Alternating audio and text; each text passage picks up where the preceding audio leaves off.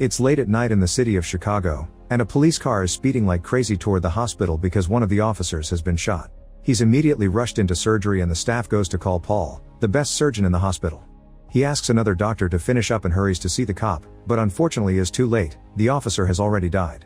The next morning, Paul has breakfast with his wife Lucy and their daughter Jordan, who has been accepted to college in New York. Afterward, they leave for Jordan's soccer match, where Paul and Lucy are very supportive of the girls. However, there's a father that keeps getting mad over every detail and yelling obnoxiously. Paul politely asks him to shut up, and the guy gets mad, starting an argument that soon escalates into the man trying to get violent. Lucy cuts in and takes Paul away, causing the guy to call him a chicken. After the game, the family goes to a pizza place with Paul's brother Frank. Paul agrees to lend Frank $2,000 and Frank teases him for his salary, which is overheard by the valet Miguel. He also hears that the family will be away tonight, so when he goes to pick up the car, he takes a picture of the address on the car's sat-nav. In the evening, the family is getting ready to go out to celebrate Paul's birthday, and they gift him a fancy new watch. However, at that moment Paul gets a call from the hospital and he has no choice but to go to work and postpone the celebration. Lucy and Jordan go shopping for groceries instead, and when they return home, there is a suspicious van parked around a corner. Jordan goes upstairs to call her girlfriend, and Lucy is in the kitchen baking a cake for Paul, not noticing an ominous figure behind a door. Suddenly Lucy notices her cookbook changed pages because of a breeze coming from the window, which is supposed to be closed. When she moves to close it, she discovers muddy footprints on the floor.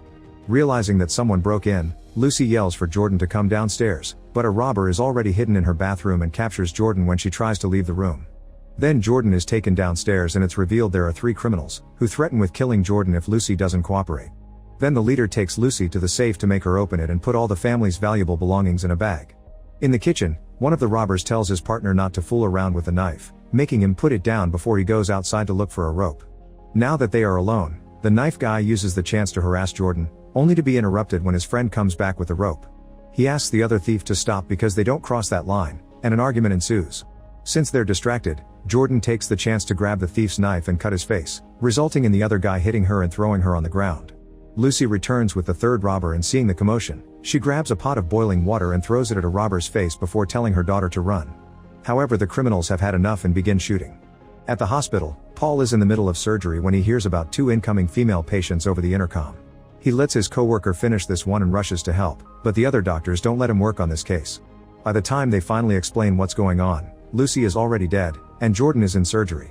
Not believing it, Paul goes to check on the body anyway, getting incredibly upset by the sight. Afterward, detectives Rains and Jackson ask Paul a few questions and make a list of all the items stolen from the safe. Frank arrives too and shouts at the police officers for not taking the recent crimes in the area more seriously, but Paul tells him to calm down. The detectives try to assure Paul that they will catch the culprits. At that moment a nurse announces that Jordan has come out of surgery alive but in a coma, and Paul sticks to her side. Sometime later, Lucy's father Ben is the one to speak at her funeral. On their way back, Ben stops the car in the middle of the road and looks at something on the ground. Furious for some reason, Ben gets back into the car and rushes to his property, where there are 2 poachers who immediately start running away. Ben gets out and starts shooting at them, but they escape. Paul is in shock, but Ben says they can't rely on the police, since they only arrive after a crime has taken place. He thinks that sometimes men need to take matters into their own hands and then he shoots the deer that the poachers injured to put it out of its misery. Sometime later, Paul is driving and talking on the phone with Rains and is disappointed to hear that there are no suspects yet. His bad mood causes him to shout at a homeless man who is trying to clean his car window. Afterward he goes to visit Jordan and finds her girlfriend reading to her, and Paul is thankful that his daughter has support. As days go on, Paul starts going to therapy. He talks about how he is unable to sleep in the bed, so he sleeps on the couch. He also recalls his unhappy childhood riding trains by himself to avoid his father. So he started to do the same now just to think. Every suspicious guy on the streets reminds him of the men that took his wife and he regrets that he has failed to protect his family. The therapist assures him that healing is a process and it will take time. His days pass with him reading to Jordan, riding trains, and trying to hang out with Frank, but mostly being depressed on the couch. Eventually he becomes more understanding and gives some money to the hobo to clean his car windows. Weeks pass and Paul still hasn't received any updates on the case, so he goes to see Rains in person. He questions the detective about the DNA samples, but they didn't match anyone in the database. Rains' office has a board with all of the open cases he is currently working on, and only a small portion of them have been solved, showing the lack of resources to tackle them all properly. Later in the evening, Paul is leaving the train station when he notices 2 men harassing a young woman. He calls them out to leave her alone, but the guys get angry and they beat him up instead, although at least the girl gets to run away. When he gets home, Paul watches TV and discovers an ad for a local firearms retailer that leaves quite an impression on him. The next day, he goes to that retailer and the shop assistant shows him all the different weapons they have. However, he must fill in a bunch of paperwork and take a gun safety class, not to mention the security cameras everywhere, so he says he'll think about it. Sometime later, Paul is in the hospital attending to another gunshot victim. When they move the body for surgery, a gun falls out of the patient's pocket, so Paul kicks it under the operating table to retrieve it later, hiding it in his clothes. When Paul gets home, he tries to shoot the gun for the first time, but the bullet bounces and he realizes he has to learn more. For the next few days, Paul spends all his free time watching gun tutorials and learning how to handle the gun. After lots of practice, his aim becomes decent enough. One day, Paul is called to the ICU and finds out Jordan has had a seizure. Her condition keeps getting worse and it's unlikely that she'll survive. Noticing how her body has been strapped to the bed for safety, Paul becomes enraged because his daughter is in handcuffs but not the criminals that did this. His sanity finally snapping, Paul waits for nighttime to take the gun and starts walking through a rough area of Chicago while hiding his face with a hoodie. When he sees two men trying to steal a woman's car, he calls them out, but they jump in the car and shoot at him. As Paul rolls over to dodge the bullets, the criminals drive off, but Paul quickly recovers and shoots the driver, making them crash. A piece of glass falls off and hurts Paul's hand in the process.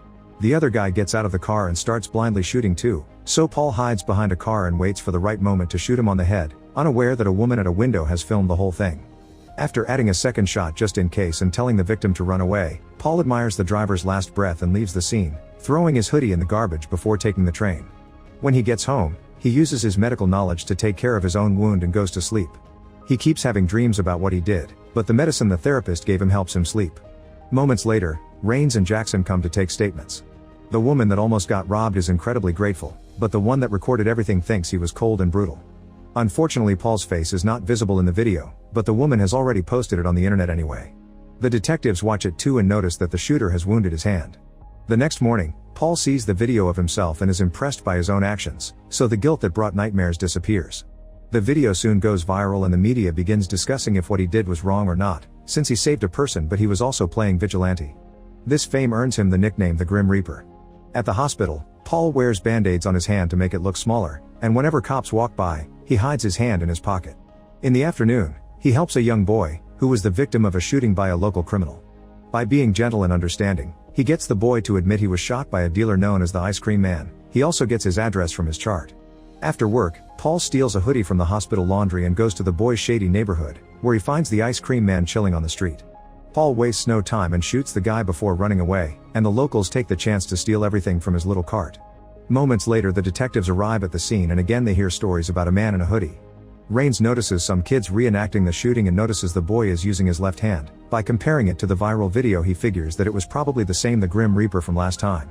The next, the media is going crazy over the Grim Reaper attacking again, and Paul watches the news with pride. At the police station, the superior yells at the detectives for allowing some vigilante to go around shooting criminals, worried that others may start copying him. However, their only clues are that the shooter is left-handed and that he doesn't handle weapons well. Meanwhile, Paul goes for another therapy session, and the therapist tells him he looks a lot better, so he should keep doing whatever he's doing. Some days later, Paul is operating on another gunshot and he's shocked to discover it's Miguel. He also notices his watch on his wrist. Paul's attempts at saving him aren't very enthusiastic, and Miguel ends up dying on the operating table. Then Paul uses the chance to go to the ambulance and steal Miguel's phone, then he unlocks it with Miguel's cold finger. After also taking his watch, Paul hides in his office and begins to look through Miguel's pictures, feeling disgusted when he sees a photo of the inside of his car. He digs a little more and finds a picture of a liquor store, which is actually a front for selling stolen goods. Paul considers calling the detectives, but in the end he decides to do the investigation himself. When Frank comes to see him, Paul cancels his plans and tries to get his brother's attention away from the wound on his hand. In the evening, Paul picks up another hoodie from the hospital's laundry and goes to the liquor store, where he makes up a story about being a friend of Miguel's. However, the owner notices the hospital label on the hoodie and sneakily sends a text to another criminal called Fish, telling him to come over. Then the man reaches for a revolver, but Paul sees this in the mirror and immediately nails his hand with a bar dart before demanding to see all the stolen things he resells. Held at gunpoint, the owner takes him to a safe in the back, where Paul finds all the valuables stolen from his house. At that moment, Fish arrives and tries to shoot Paul, but he sees him on the security cameras and dodges, so the bullet kills the owner instead. Fish opens fire like crazy, and Paul has to hide to reload his gun. When Fish accidentally slips on the blood, Paul takes the chance to grab a guitar and hit Fish with it before pushing some furniture on the floor. Fish dodges just in time and runs back to the bar, but Paul uses the cameras to shoot Fish in the leg to make him fall. Then he steps on Fish's leg to ask him who killed Lucy, and Fish reveals it was a mechanic named Joe, saying that his address is on his phone. As Paul picks the phone up, Fish kicks him to the ground, hitting a shelf in the process. Then Fish stands up and aims his gun, but a bowling ball falls from the shelf on his head and he's knocked down, giving Paul the chance to shoot him with his own gun. Paul then quickly grabs the security hard drives and leaves, but his ring falls on the ground on his way out. When he gets home, he watches a video to learn how to destroy the drives with a drill.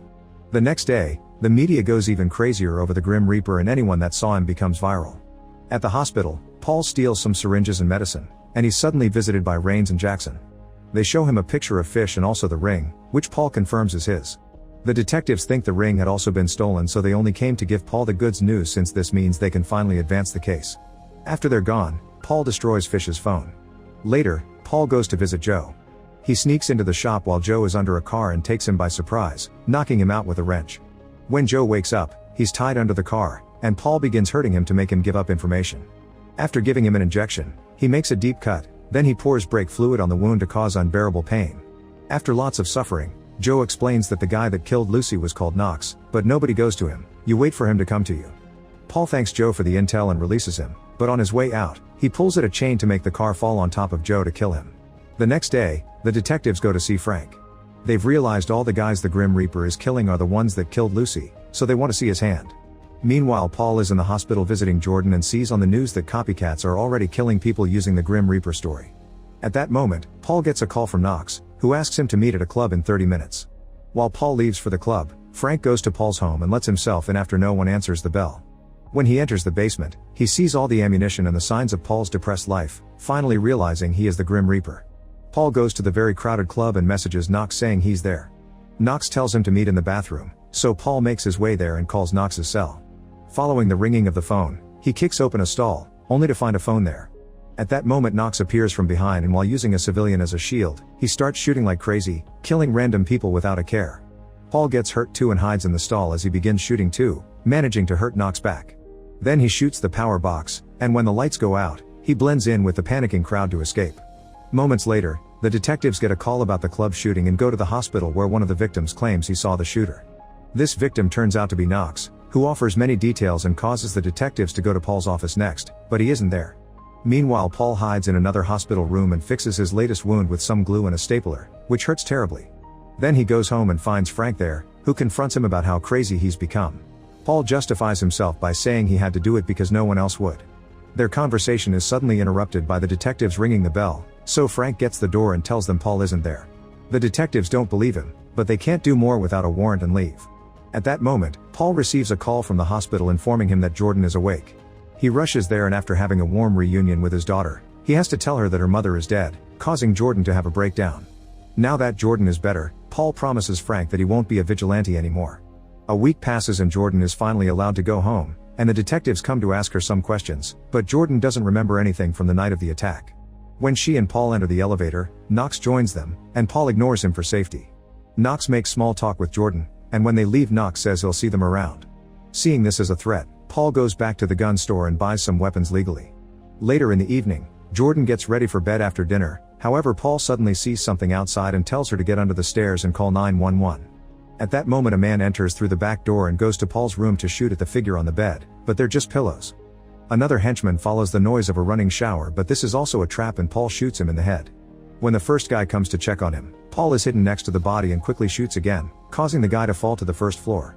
Then Paul hears a noise in the basement and goes down, but Knox surprises him and shoots him in the shoulder, making him fall on the couch. At that moment, Jordan comes out of the stairs and screams, which distracts Knox. Paul uses this chance to hit a button on his table to reveal a hidden weapon and uses it to finally kill Knox.